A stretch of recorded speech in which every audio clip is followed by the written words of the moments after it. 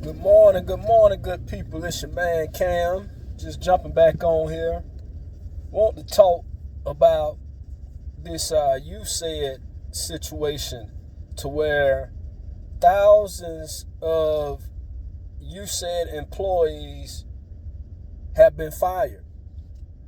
And it was a scene to watch all of these people dragging all of their belongings and things that they had at the office out of the office because they have lost their jobs because of this ruthless so-called leader that's running this country right now. And a lot of people out there who don't believe in helping others and think that by ending what USAID was doing and stopping all of the funding that was going to foreign countries in order to combat the spread of deadly diseases, believe that that money should be left here in order to take care of issues that we have here in the United States, in which I disagree, because what USAID was doing was helping to prevent diseases like Ebola and other diseases that we don't see here in the United States from spreading to other countries, preventing it from spreading to the United States. But because people are so hung up on money, they don't care about their personal health. You know, I was and this is a little bit off the subject, just slightly. I was in the car industry for almost 10 years as a service advisor. And when I tell you, it was extremely stressful for me. I can't speak for others, but for me, it was extremely stressful when you're dealing with people lying on you, when you're dealing with people trying to take advantage of you, as far as saying, well, I ain't paying for this, I'm not paying for that. When people want to talk to you any kind of way, when you got a boss that wants you to take advantage of people by raising the cost of things where it doesn't really add up, it became a lot for me, even though I made extremely good money. I mean, it's been a couple of years where I made over $100,000 as a service advisor. And now doing what I do, I'm far from that. But I do not have that stress to where it was affecting my health. So my point is that money isn't everything. If you're sick, if you're in the hospital, if you're dead, then money doesn't matter because you can't spend it. Or if you're in the hospital, like I said, you're sick, the money that you do have is going towards your medical bills. But people don't think about stuff like that.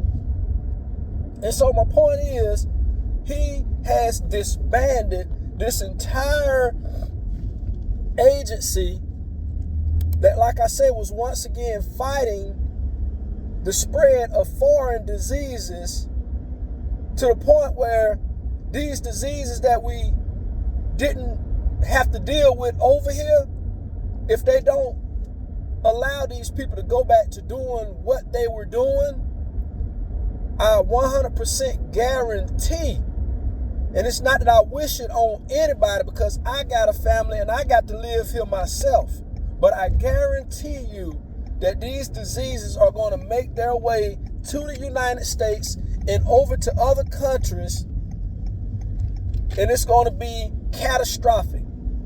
You know, we have enough to deal with what I feel was something that was done intentionally, because of the fact that we have, it seems like, more Asians, and I have nothing against the Asian community, but it seems like we have more Asians over here than we do American people. And they have more businesses than most American people.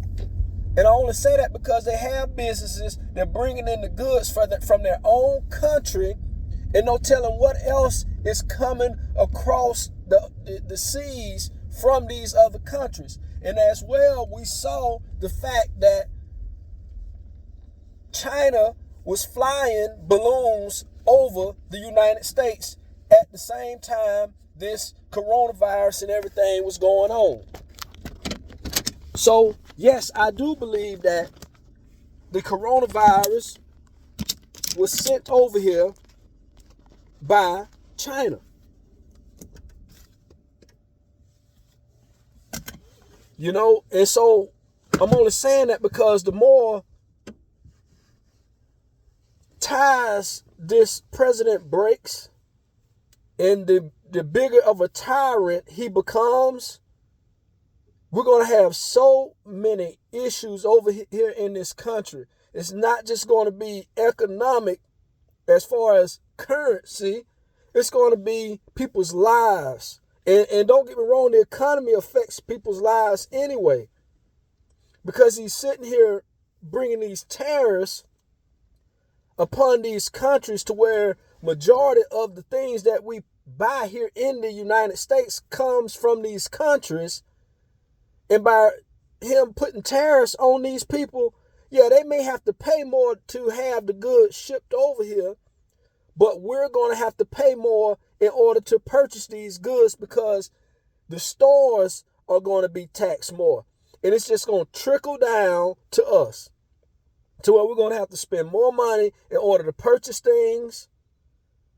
And as well, we have to be extremely concerned about our health because of what this guy is doing, y'all. I just don't understand how he is being allowed to do. I know how, but it's just so unethically wrong. It's so ethically wrong, the things that he's doing. You know, there was a judge that had put in an order to force this presidency to restart the funding for the USAID agency in order to combat, you know, the spread of these deadly diseases. And wouldn't you know, the Supreme Court, which is the largest court, turned around and nullified what the other judge was doing and told this presidency that they don't have to restart the funding, but they have to report to them by 12 o'clock noon today with the reasoning on why they should be allowed to stop this funding. But I'm just saying that because the Supreme Court is the biggest court. And so when you had the Supreme Court stepping in and stopping an order that another judge put in, which the other judge was doing what was right for the whole entire country. Because it's not just about money once again, y'all. It's about safety. It's about health. And when he has control over the Supreme Court, there's a problem, y'all. There's truly a problem. They're just feeding in to the fact that this guy wants to be supreme leader of this country and not just be a president. And the more they feed into him, the bigger this monster becomes. You understand what I'm saying? To the point where it's going to get out of control. And it's already getting to that point. You know, I talked about on another recording, I got to post it about his meeting with the French president. Just yesterday, he had a meeting with the Prime Minister of England, in which the same thing came up about the help that Europe was giving to Ukraine was a loan. But even the British Prime Minister had to stop Trump in his tracks and tell him, no, it was not a loan. What we did for them was a gift. We did this to help protect what we stand for. And lo and behold, Trump turns around later on in that meeting and utters the exact same thing again, saying that it was alone. To where this guy is so stubborn that he will not listen even to the people that are doing the act. He will not listen to him. He thinks he knows everything as if he's the all-knowing. And I don't get where this idiot is coming from. It's so sickening that it makes you just want to slap him upside the head and be like, wake up, man. What's your problem? Are you that doing ignorant to where somebody's telling you something and you still won't listen? But that's what happened. So what's going to happen, because he's so darn stubborn, that we're going to become the biggest laughing stock, as far as not we, but this country is going to become the biggest laughing stock out of all of the major countries, to the point where nobody's going to want to deal with this country, especially dealing with this president. And they was also asked a question about how this guy wants to so-called make Canada the 51st state, which makes no sense. But Canada is under the rule of Great Britain, or whatever they call it over there now, to where the King of England is on the money. He's going to be on the money. You get what I'm saying? Canada is under the control of England. And so he asked the question, one of the guys, and even the prime minister danced around it, not making any comments, because I guarantee you the king is saying something completely different. Like, what is wrong with this guy? Because he didn't meet with the king. He met with the prime minister. And I guarantee you the king is like, this dude is completely out of his mind, thinking that the United States is going to take over a country that they have been in control of for years. You see what I'm saying? So my whole thing is that he's going to create division. It's not because the prime minister was like, well, the press is trying to create a division. No.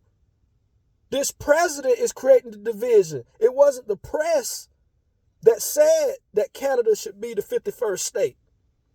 It was this president that said that Canada should be the 51st state. So it's not the press creating the division. It's the leader of this country that's creating the division. Let's wake up and see a dog for a dog and a cat for a cat, and stop trying to swap and switch things around and make it seem to be something that it isn't. But y'all, there's gonna be a rude awakening for this leader of this country, y'all, and it's gonna be crazy. But I just want to say that, man, and y'all take it easy. I'm finna head into work, and I'll talk to y'all soon.